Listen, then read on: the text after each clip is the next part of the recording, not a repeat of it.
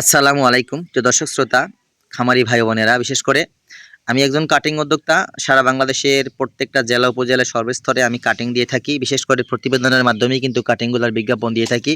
নিজস্ব চ্যানেলের মাধ্যমে কিন্তু প্রতিবেদনগুলো করা।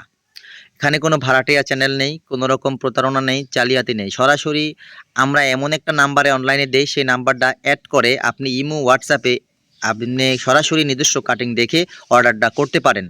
কোনো সমস্যা নেই দর্শক। এটা হচ্ছে বাংলাদেশে নির্ভরযোগ্য হয়ে আমরা কাজ করি। আমাদের নিজস্ব চ্যানেলের মাধ্যমে কোনো রকম ফল্ট বা ফেক কোনো তথ্য পাবেন না। যেমন কাটিং দেখাই তেমন আমরা প্রোডাক্ট আপনাদের দেখাবো ভিডিও কলে। দর্শক, আরেকটা কথা বলতে চাই, এই ঘাসটার নাম আমি আপনাদের একটু স্মরণ করিয়ে দেই। এটা হচ্ছে আমেরিকান গুয়াতেমালা ঘাস, যেটা ভুট্টা ঘাসের মতো পাতাগুলা চিরল চ্যাপ্টা, অনেক সুন্দর হয় এই ঘাসগুলা। যদিও ঘাসটার ডাটা হয় মাত্র 1.5 ফিট, কাটিং মানে পাতা সহ পাতা হয় কিন্তু প্রায় 4-5 ফিট পাতা হয়ে থাকে।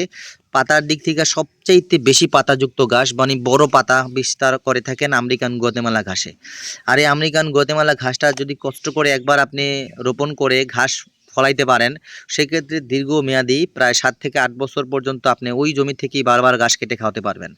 আর বিশেষ করে এই ঘাসটা যখন রোপণ করবেন, এই ঘাসে কিন্তু অসংখ্য শাখা প্রশাখা হয়ে যায়। কাটিং রোপণ করার পরে আপনি চাইলে আপনার জমিতে ওই শাখা প্রশাখাগুলো তুলে কিন্তু ব্যাপক হারে আরও রোপণ করতে পারবেন।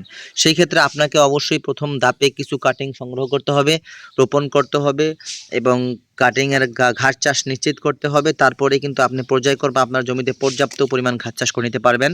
আমেরিকান গুয়াতেমালা ঘাসটা আপনার বিশেষ করে দোআঁশ মাটি বা এঁটেল দোআঁশ মিক্স মাটিতে কিন্তু ভালো জন্মে। আপনারা ওই জমিতেই সিলেক্ট করবেন। আর এটা হচ্ছে উঁচু জমির ঘাস, বিশেষ করে উঁচু জমিতে রোপণ করবেন।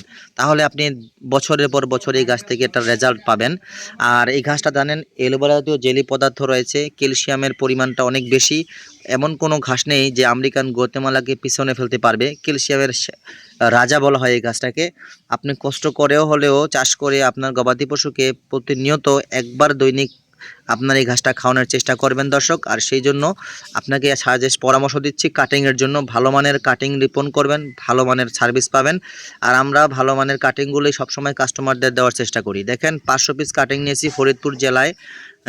একটা ভাই অর্ডার করেছেন 500 পিস কাটিং অর্ডার করে রেডি করেছি। আর সেই সুবাদে কিন্তু সেই কাটিংগুলোর এই প্রতিবেদন করে রাখতেছি। এই দিয়ে আবার আমরা ছাড়বো, সরাসরি আমরা ছাড়ি, কোনো রকম এডিটিং বা ওরা অন্য জায়গাতে কাটছাট করে আমরা কোনো শর্ট নেই না দর্শক। কাটিং যদি রোপণ করতে ইচ্ছে হয় স্ক্রিনে দেওয়া নাম্বারে যোগাযোগ করুন। সকলকে ধন্যবাদ।